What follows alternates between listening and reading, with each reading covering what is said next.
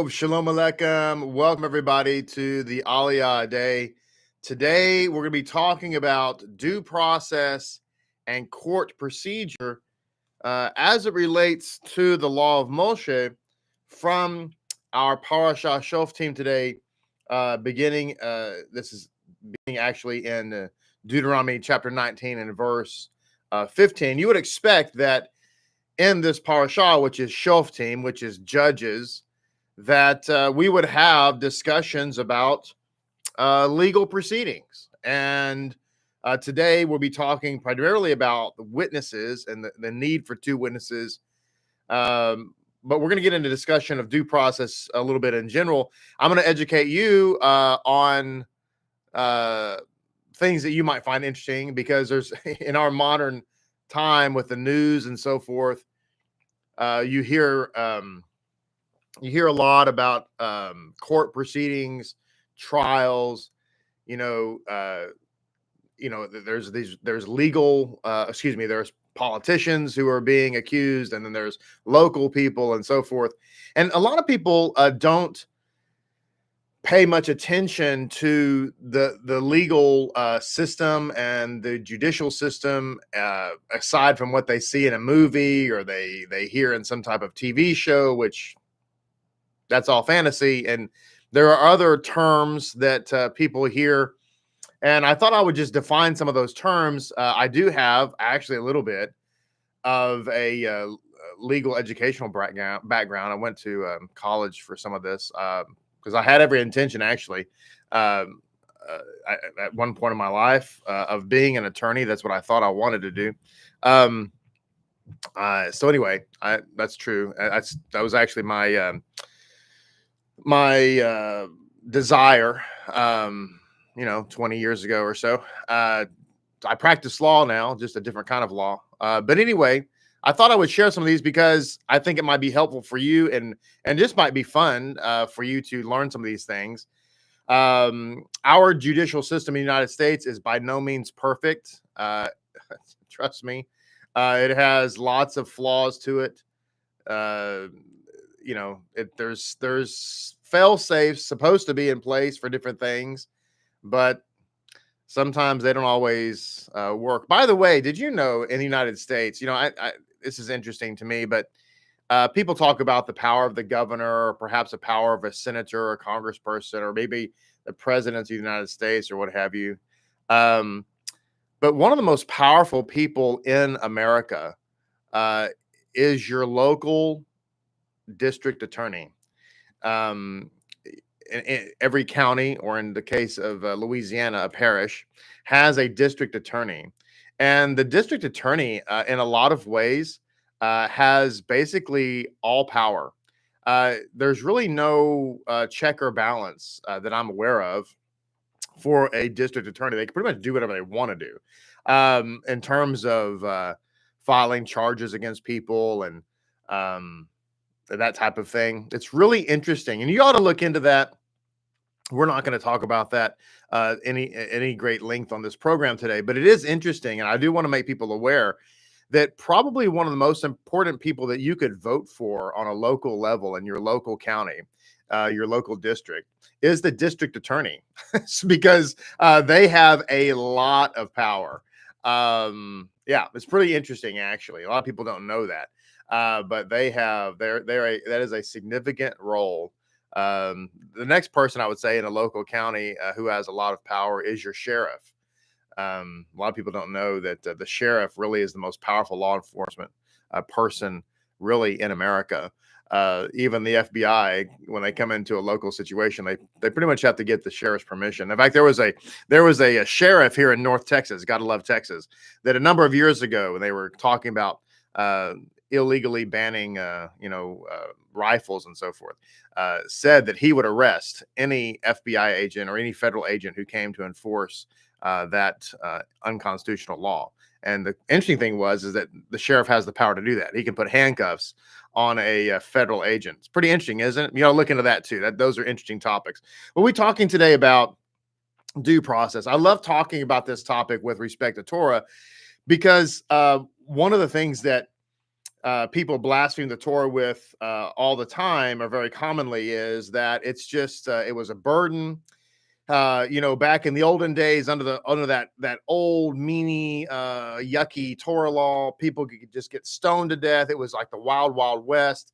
If you got caught breaking the law, boy, they just grab you by the back of the head, drag you by your hair off to some cliff somewhere, and stone you to death and push your body overboard, and pretty much everybody go back to business. And it's just crazy. People say the law of Torah is a burden. The law of Moses is a burden. That's very common for people to say that.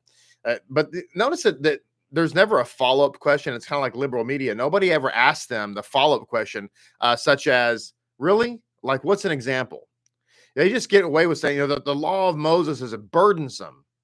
Oh, okay. So as what do you mean exactly? Like, give me an example of a burdensome law of Moses. Like, can you articulate that for me? What do you mean? Or when they say no one can keep the law of Moses. Oh, really? So in what way? So explain to, like, share with me some laws from the laws of Moses and tell me how we can't keep them. And basically no one ever asked that question. I just get away with saying these platitudes and things like that. But in the law of Moses, there's actually a due process. There is a very formal way in which someone has to go through a legal proceeding. And most of this actually is codified, interestingly, in the oral law. I've taught before, and you can look up on this channel me teaching about the sota, the woman caught in adultery. If you read it from the written law, it just sounds rather chauvinistic, to be quite frank, and it would seem kind of unfair. This lady, her husband, he suspects her, so he just has to, he just accuses her, and just because of his accusation, she gets drugged through this humiliating process. Well, actually, when you go and study the oral law, which is completely legitimate, then what you find is a very intricate, with that topic alone, a very intricate detail of the due process, and it's not as willy-nilly as people think. And then there's also other due process and so on and so forth. And we're going to be talking about that today with respect to the two witnesses and what these insights have to say about the two witnesses and so on and so forth. So good morning to you. Glad to see everybody here. Thank you so much for being here. It is a blessing to be with you. Good morning, Zek and Yigal. Glad you're here, sir. Kriston, good morning to you. Keturah, Boker Tov, Talia, good to see you. Peaches, formerly from Georgia, glad you're here. Clayton, good to see you. Sergio, Boker Tov, Hepzibah, good morning. Seth, good morning to you. Who else do we have? Amita, good morning to you. Shoshana Brenner, Boker Tov. Melanie McGreer, good to see you. Hope you're doing fantastic. Who else do we have? Melanie has, if y'all ever get on Facebook, Melanie has these funny little memes that she puts on Facebook. They're really pretty cute. Just funny, various things about life and people, all of us who grew up in the 1900s. So yeah, keep it up, Melanie. Good morning, Gianna. Good morning, Sergio. Glad to see you. Kimba Mint, good morning. Eric, good morning to you. There, Ariella Raphael, good morning. There's the Rebbetzin. There she is. Corin, good to see you. Hope you and Moshe are doing great. Oh, Melanie, I just saw your comment. You got a jury summons in the mail. Well, that's good. We'll talk about a jury. That's good. That's how about that? Baruch HaShem. It's a good topic, I guess, today for that. Good morning, Chris and Crystal. Good to see you. Let's see. Good morning, Chanel. Good to see you this morning. Hope you're doing fantastic and being richly blessed. Who else do we have? Did I miss somebody here? Good morning, Brenda. And Milka, good morning. Glad to see you. Nellie Grace, Boker Tov, Makaya, good morning. Hello, Yolanda. Hello, Anthony. Michael, good morning. Lantern Lights, good morning to you. Amy, good morning. Amy, you're watching from the continent of Africa. That's great. Let's see. Who else do we have this morning? Pierre, good morning. Sergio Bogartov. Sergio just can't stop eating pork. I know he's kidding. That's the burden, right? Levi, true justice costs, lots of money, right? A false accusations are rewarded. Yeah, boy, isn't that true, Levi? You and I know that, don't we? That's something else we'll talk about too. Yeah, that's a good question. That's a good thing to do. And there's interesting things here. Good morning, Leah. Good to see you. Hope you and Shmuel doing great. Cassia, good morning. Raphael, good morning to you. John Boker Tove. Who else? Hope I didn't miss anybody. Yeah, cheeseburgers. Man, that's a hard one.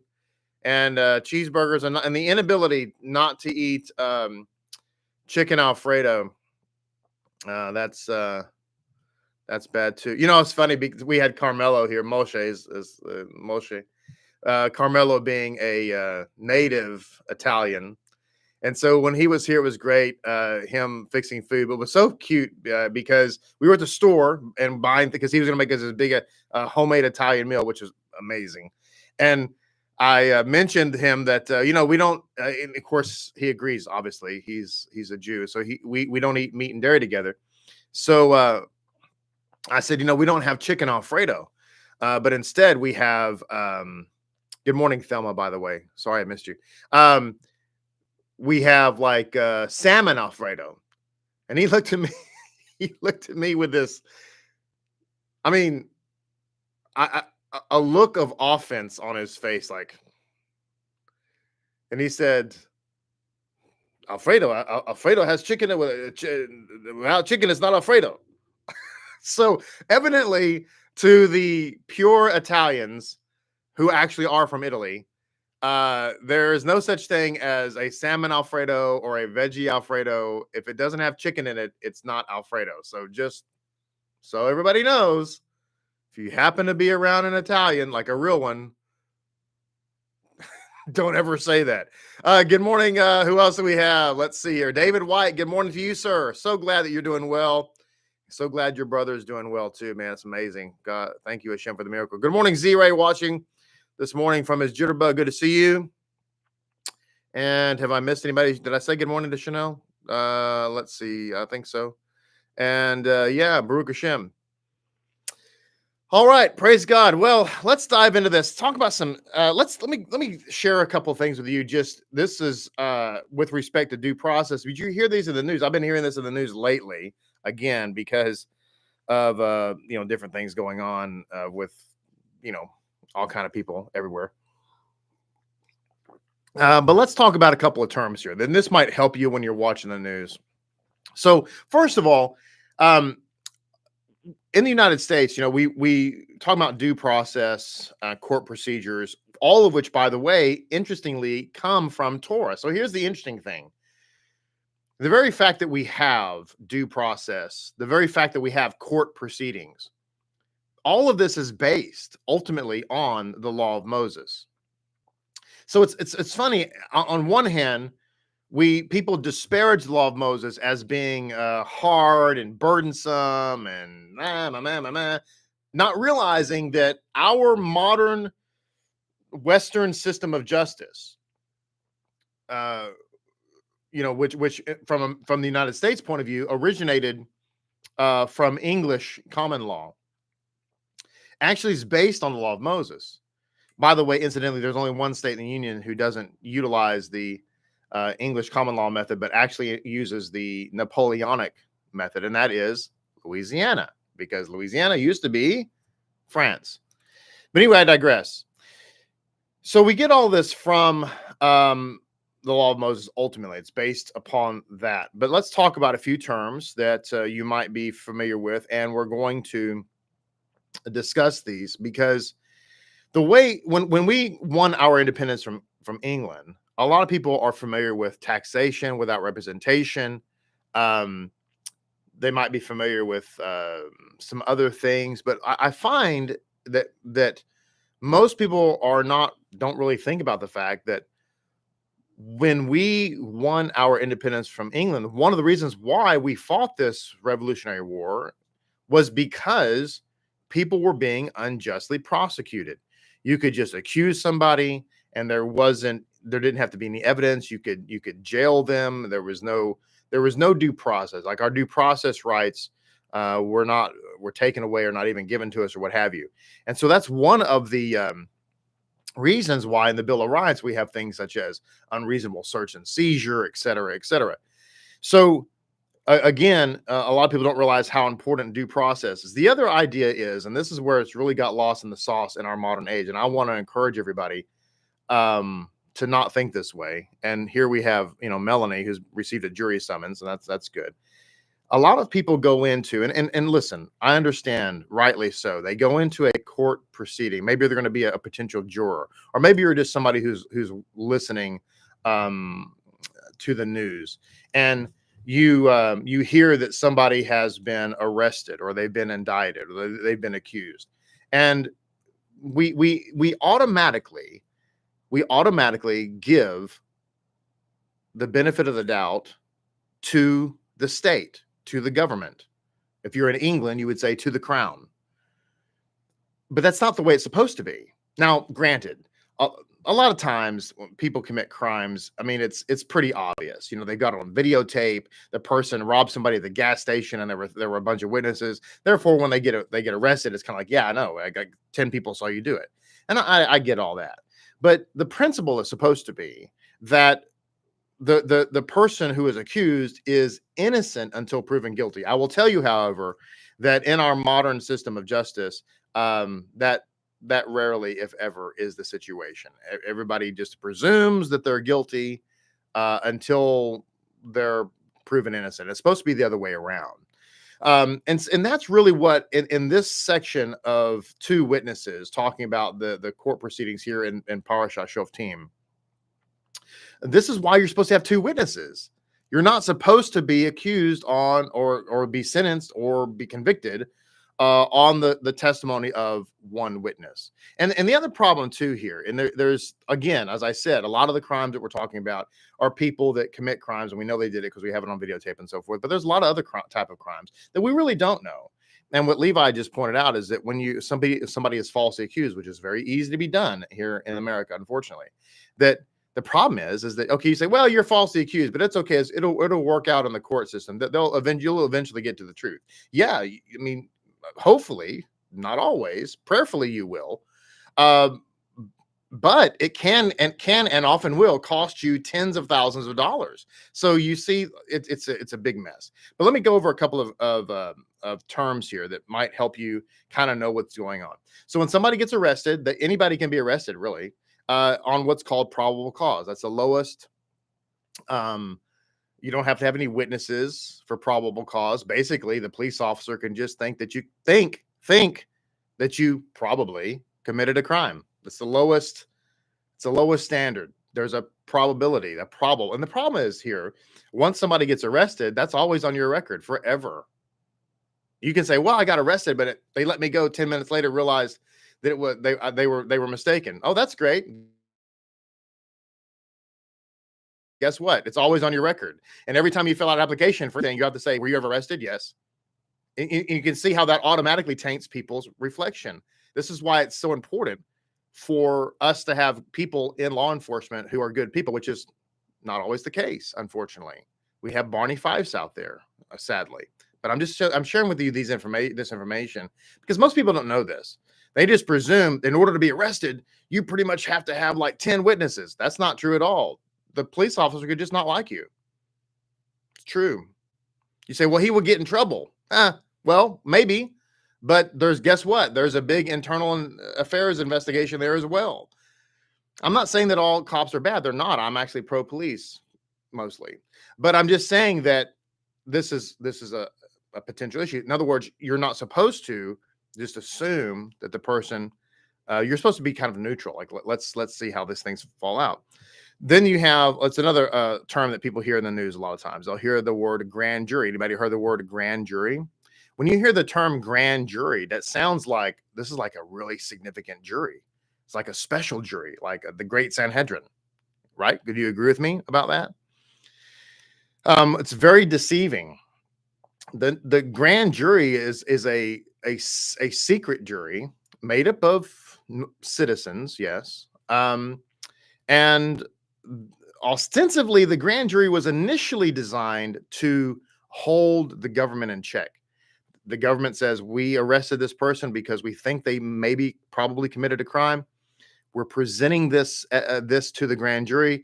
The grand jury is going to look at the evidence and they're going to affirm whether or not we're correct in our assertion. And if the grand jury affirms it, then the person will be indicted. If the grand jury does not affirm it, then the person will be what's called a no bill. They'll just basically be released. It sounds good, doesn't it? I mean, yeah, that sounds fair. Problem? Well, the problem is that the grand jury is secret. The testimony that is put before the grand jury is secret. Nobody has access to it.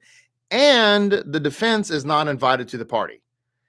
So guess what? That means that the prosecutor, the state, the government, they get to make all the arguments, and there is zero interaction from the defense. So that the person who's being accused doesn't get to have their representatives there to say, oh, excuse me, that's not actually how it happened. Pardon me, that's not a true statement. That is not what my client said. They don't get to have that discussion. So what has happened in America is that pretty much the grand jury will do whatever the prosecutor wants them to do. And this is why there's a statement in America that's the cliche is that you can indict a ham sandwich, meaning that pretty much, the grand jury is just a rubber stamp. And it's sad. It's not supposed to be that way, but that's a fact. Okay, so there's that. And then and finally, in terms of our discussion today, what does it mean to be indicted? So people hear that, and you tell me if you agree with me. You hear somebody's been indicted, you're like, oh, they're done. Put a fork in them, they're done. Indicted, that means to the American mind, it means that the person is guilty. They've been found guilty of a crime, right? The answer is no. The indictment is simply a formal charge. All the indictment means is that through the grand jury, and see this, it sounds real formidable, right? Because a grand jury said this, but I just told you what the grand jury is about. It is a formal statement by the government that says, we believe that this person committed this offense. That's all it means. That the indictment comes down, ladies and gentlemen, when there hasn't been a single witness or any other testimony or any other evidence, any other exculpatory evidence given by the defense.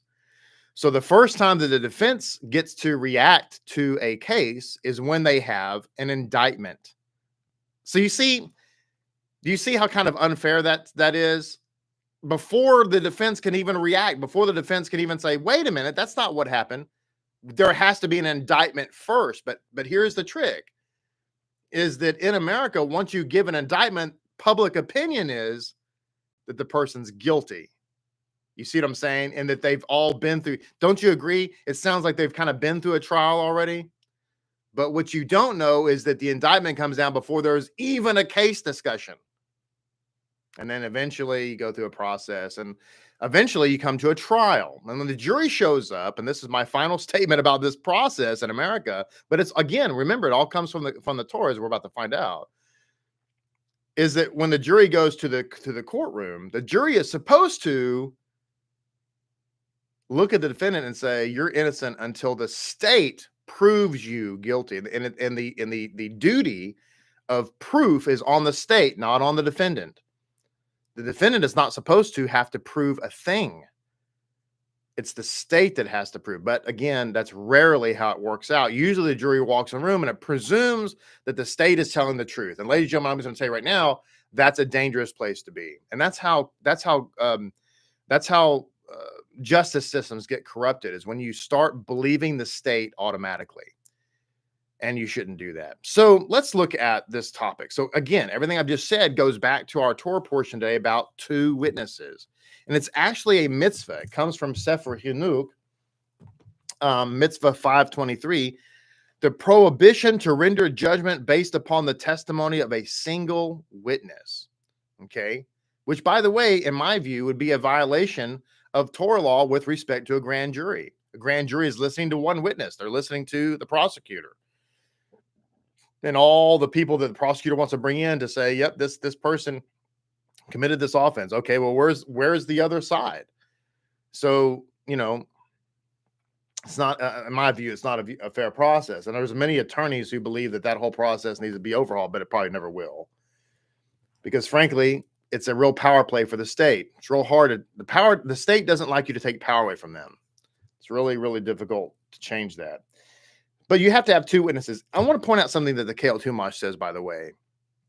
And that is that there are two types of witnesses that the Torah uses to testify, and that is heaven and earth. I want to mention that because remember that Yeshua said, I call heaven and earth today to witness that I have not come to destroy the law or the prophets. So the reason he calls heaven and earth as witnesses is that because they are the witnesses of Torah.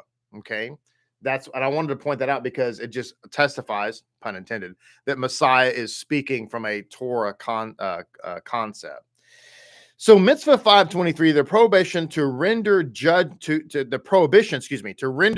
based upon the testimony of a single witness. We're not allowed to do that. We have to have two witnesses.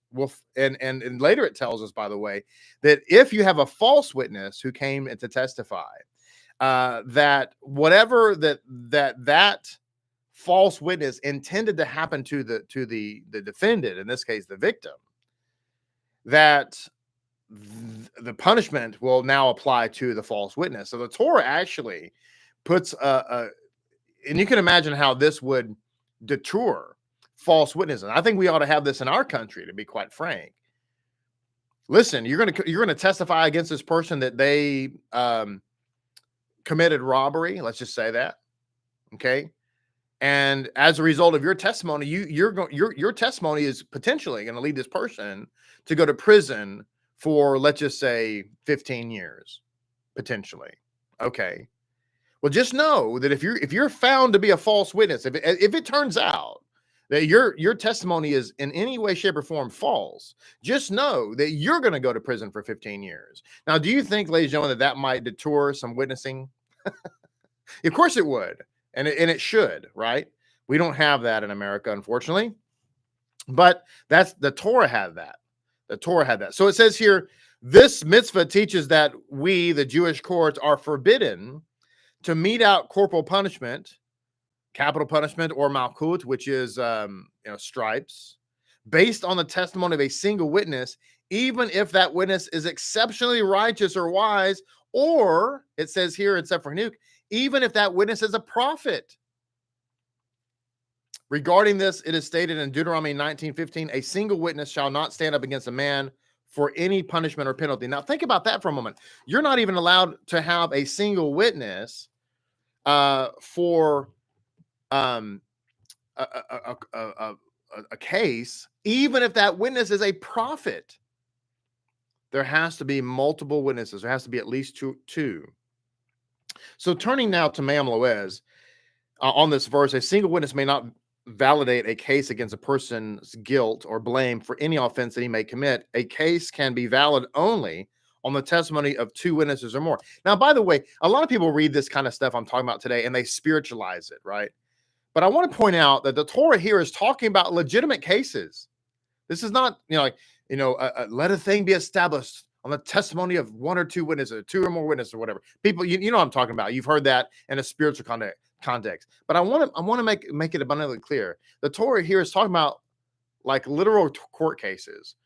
These are court proceedings. We're not talking about just spiritualizing things. But this is talking about people that are accused of crimes or, theft, murder, whatever, Torah violations. This is what it's talking about. That and I want to kind of bring that from the ethereal into the physical. Okay, so it says this verse includes one of the negative commandments of the Torah directed at a beit din not to accept the testimony of a single witness. This statement holds true regardless of who the single witness may be, even if he's well known, a pious scholar whose honesty is unquestioned.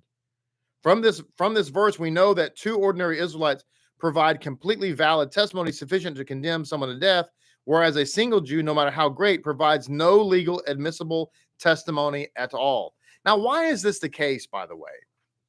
Well, it's interesting because it talks about in the Sefer Hinuk that among the underlying purposes of this mitzvah is being that the instinct of man's heart is evil and hateful thoughts concerning his fellow will sometimes enter his heart, and that even a person who is exceptionally righteous will not avoid sinning from time to time, and that even if a person remains on the path of upstanding behavior for a long time, it is not impossible that his attitude, it is not impossible that his attitude will change and he will begin to do evil. For the sages of blessed memory said in Baruch 29a that Yochanan served as Kohen Gadol for many years, but in the end became a Sadducee. And the sages also said that originally Hananiah, the son of Azur, was a true prophet, but in the end became a false prophet. It is therefore fitting and proper that not to rely on the integrity of a person's heart to punish his fellow and based solely on his testimony alone, even if the one who faces punishment is thoroughly wicked man and the lowliest of the lowly. So hear from the Torah, from the oral Torah. In fact, I want to emphasize the oral Torah, the one that all the non-Jews dislike. We're even if the person that's being accused, even if we know that they're wicked and they're lowly, we're still required to give them due process, and we're not allowed to take the testimony of a single witness, even if that witness is a prophet or a great righteous person. And we're given the reason why is because no matter who we are, we're still susceptible potentially to having evil thoughts to our fellow man. And we might look at a wicked person and we might say, you know what, this wicked person deserves to be punished based on the fact that they're a wicked person. But even in our modern justice system, if somebody, let's say somebody is has a record, they've committed other crimes, but now they're on trial for something else. Well, during the trial, you're not allowed to bring up the previous crimes. The jury is not allowed to know that this person is a habitual criminal. And that's a good thing. They're only on trial for this one thing. Now, if they're convicted, then you can bring up their past with respect to punishment. But anyway, that's what it's talking about here is that, you're not allowed to do that. You're supposed to assume the person is innocent, even if they're considered a wicked person. So because, however, where the witnesses are two upstanding people who are not concerned for false testimony, because there's a legal presumption that two upstanding Jews would not agree to testify falsely together. And since the power of legal presumption is great in all areas of Jewish law, we rely on the testimony of two valid witnesses. So, in other words, the two witnesses clearly here is talking about give accountability to one another. The likelihood of two witnesses who are upstanding people conspiring together to testify falsely is very low. And notice, by the way, that they're valid witnesses. There's a whole discussion, by the way, about validating witnesses. You're not just allowed to just let anybody testify. Talking about it in Torah law. They actually have to be upstanding people. And you and I have seen cases lately in the courts, ridiculous cases, political cases, in which the people who are offering testimony are nuts. They're crazy people. Okay. They talk to aliens and stuff like that. They're people who, well, let's just say their personal life is not exactly exemplary. When in Torah law, those people would never be allowed to testify. You don't let people testify who are basically reprobates, right? So anyway, there's a lot. It's interesting because whereas people disparage the law of Moses, in the law of Moses, there's actually higher standards for due process. You're not going to let some today in the court, anybody can testify. Not allowed to do that in a Torah case. It says the reason for this law is based on a keen understanding of human nature. A single person, because of dislike for someone, may actually convince himself that he has seen his enemy engage in some criminal act and proceed to testify against him. This may happen despite the personal piety and truthfulness of the single witness. So the Torah is pointing out here, the oral Torah is pointing out human nature. You may just not like the person. And as a result, you may actually convince yourself that this person committed an offense that you didn't actually see, but you probably think they did. So you see, the beautiful thing about this is the oral law is simply saying, look, this is just human nature. And it doesn't matter how pious you are. You have to have at least two witnesses, okay? That's right, Sergio. You're not allowed to. That's actually a great point, Sergio. Hearsay is not permitted as testimony. You can't get it. You can't get in the witness stand and say, "Well, I heard that somebody told me that they did that." And hearsay actually is very complicated. If you talk to attorneys about it, it's much more in depth than even what I just said. You have to only give direct testimony of what you saw, what you heard, what was directly said to you, etc. And hearsay is not allowed. But if you look at our modern age, a lot of people base their testimony or base their opinion about people like this based clearly and solely on hearsay. Well, I heard that he said, that he read, that I heard, that and people don't have direct access to any of the information, right? So it says here, it says two people, however, serve as checks on each other to prevent a miscarriage of justice. The Torah is very, very, very concerned with miscarriages of justice. No, it's very concerned with people being falsely accused or, God forbid, falsely convicted. And when you read oral Torah about due process, it goes to great lengths to make sure that this doesn't happen. So it goes on to say there are several, and in fact, by the way, I've said this before, but even when somebody's brought to the court, and particularly when they were facing a death penalty crime, the first thing the judge would ask them is, did you know that this thing that you did was worthy potentially of your life being taken? And if their response is no, I had no idea, then they're strongly admonished and they're set free.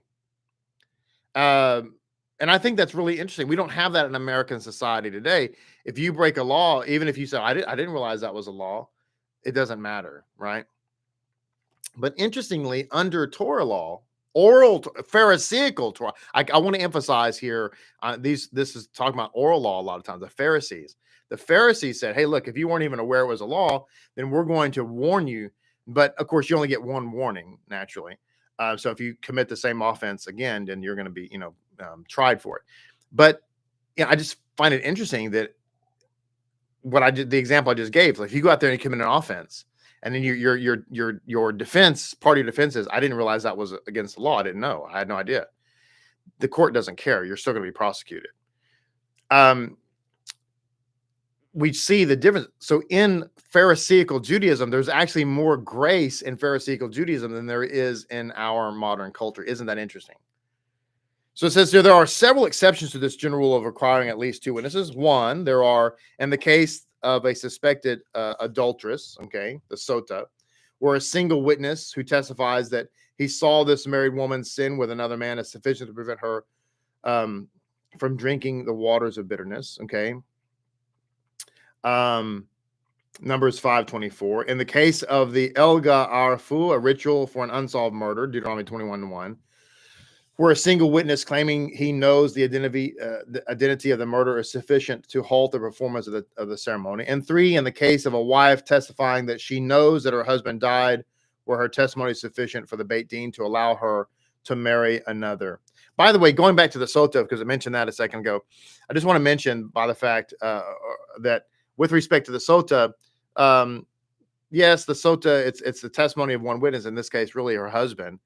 But it's not just, hey, I think you were unfaithful to me, like in general. It's not that. It's that the husband would have had to have told his wife, do not be secluded with that man. He has to identify to her a specific man and say, do not be secluded with him, okay? Because I suspect him, I don't trust him, whatever. And so the whole sota thing came about because she, for whatever reason, was secluded with that man. And so he suspects her. And that's also an explanation of why she has to go through the humiliation, even if she's innocent. You say, well, why would she have to go through that humiliation if she didn't actually commit adultery? And the answer is because, well, she didn't commit adultery, but she did violate the prohibition of her husband. And so that's kind of why, right? So I just want to point that out. So let's see, closing us out here, it says towards the end of Van Lois's commentary, he says, there are many other laws relating to witnesses which this verse teaches. The latter part of the verse, a case can be valid only on the testimony of two witnesses or more, is literally translated as, at the mouth of two witnesses or at the mouth of three witnesses shall a matter be established. So it says, the use of the word alpi at the mouth intends to instruct us that the testimony is only valid when the witnesses come before the court and give direct oral testimony. They can't give written testimony. They have to come before the court and swear before the court. And why is that? Well, because that's a very intimidating process. To come up to a court, raise your hand in front of a judge, in front of a jury, in front of the spectacle, and swear on oath that you're telling the truth. That's very intimidating, and it's meant to be intimidating. You're meant to get up there and be a little nervous because, listen, hey, it's easy to sit down and write a statement. Anybody can do that. But actually get up to a court and do that, that's a big deal. So let me conclude by saying, reading this section here, talking about false witnesses and so forth. It's talking about a deadlock. It says, it's because the set of witnesses is considered to be the best evidence in our judicial system. And that's true. Witnesses are the best evidence. So it remains one set of best evidence against another set of best evidence. The result is a deadlock. So when you have two witnesses who testify against each other, this results in a deadlock case. And so nothing further is done. Neither the first set nor the second set is believed, and the whole matter must be dropped. That's very interesting. So it's talking about if you can't come to a clear consensus of what has happened, then the case has to be dropped. This is what's called sometimes referred to as a hung jury or a mistrial. And that means that a jury goes back to deliberate and all 12 cannot agree. All 12 jurors must agree in unanimous position. Let's say that you have one juror or two jurors or half the jury or whatever, and they just can't, they've heard all the witness, they've heard all the testimony, they've seen all the evidence, and they just can't say beyond a reasonable doubt that the person is in fact guilty. Well, then the case is a mistrial or what's called, as I said, a hung jury. What happens in that case? Well, a lot of times the case will be dismissed because you go to trial with your best case. And so if it's not good enough to convince a jury, then pretty much you can just end it. Sometimes the case will be pled out that they'll say, okay, look, we'll go to a lesser charge. And then sometimes if it's a high profile case, or if there was some nuance that the prosecutor thought was just a fluke, then they'll retry the case. And of course, when they retry the case, they have to have a completely different jury and everything starts from scratch. But again, it goes to the idea that there must be a unanimous decision. And so if there's conflicting evidence, then the jury may not agree. And of course, the jury could acquit as well. They could all vote that the person is in fact not guilty. Well, anyway, the point here is that there are procedures. There are court proceedings. There are court processes. It's not willy-nilly. It was not the Old West. And we need to offer due process in Torah and to our fellow man, right? I could wax eloquently. We're out of time, of course, but I could wax eloquently about the issue of Lashon Hara and why Lashon Hara is so bad. Well, Lashon Hara, because a lot of times Lashon Hara is based upon the testimony of a single witness. And so we could fill in the blanks and see why that's so bad, but we don't have time. We're simply out of time, never out of content. Thank you so much for being here. Please be sure and subscribe to this video, like this video, subscribe to this channel. Thank you. Like this video, watch our other content. I'll put a link into this video from last year's teaching on two witnesses. There might be other nuances there that you pick up on. Please leave a comment. Let me know what your takeaway is from today's lesson. If you learned anything about the judicial system, either in our country or from Torah. Let me know what your thoughts are. And most of all, have a great prep day. Shabbat Shalom. We will be in the shul tomorrow talking about Rosh Hashanah and the mysteries of Rosh Hashanah. And I look forward to that. Thank you so much for being here. God love you. See you a little bit later. Shalom Aleichem.